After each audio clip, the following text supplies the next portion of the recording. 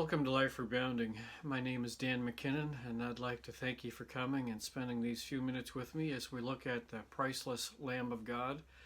And in particular today, we're looking at the priceless Lamb of God, the silent Lamb, and we're going to break it down over these next couple of videos from the silent Lamb to the pure silence of the silent Lamb.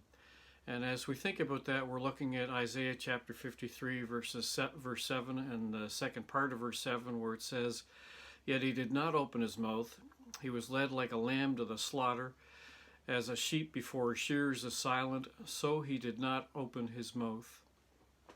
There was an article in the Ottawa Citizen a while back about a man who's been in jail for the last dozen years for contempt of court.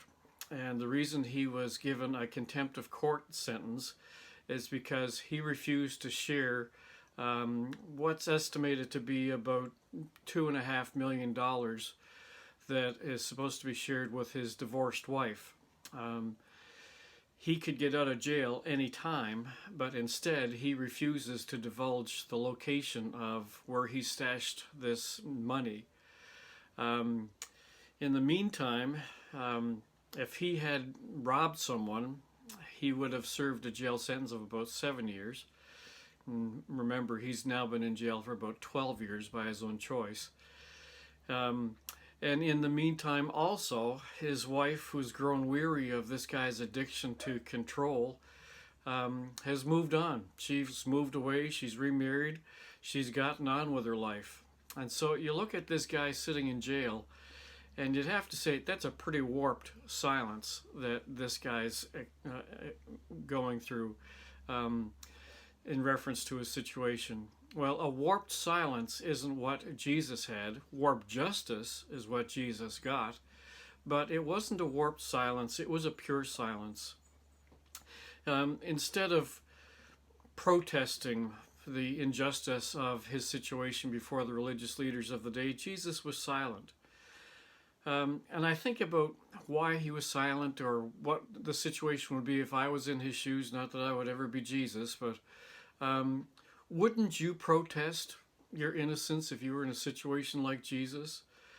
But he couldn't protest because the warped nature of the justice that was being served was they had the power, he didn't.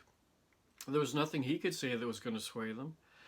He also couldn't expound on his innocence because they had so rigidly made up their mind that he was already guilty, that nothing he said was going to change that situation.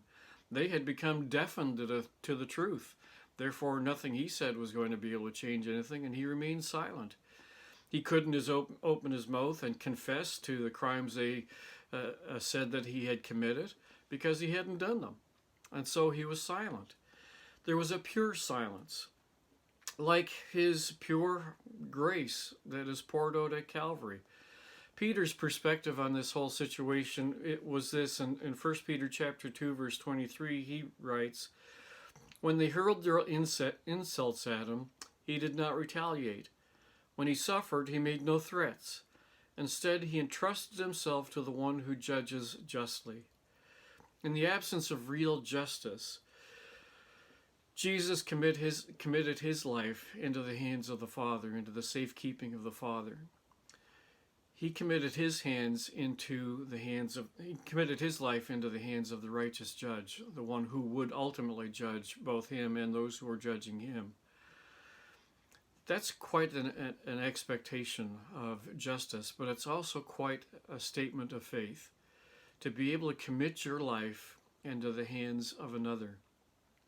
There is a pure silence that takes place here at the trial of Jesus.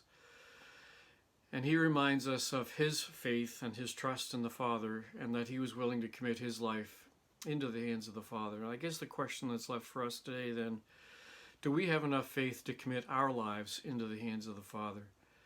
Do we have enough faith to commit our circumstances to the Father today? To trust him that he's working out his plans in our lives no matter how difficult the moment may feel? Do we have enough trust to commit our family into God's hands, even when family members aren't making decisions that we think are the best for them? It's a lot of trust that's involved.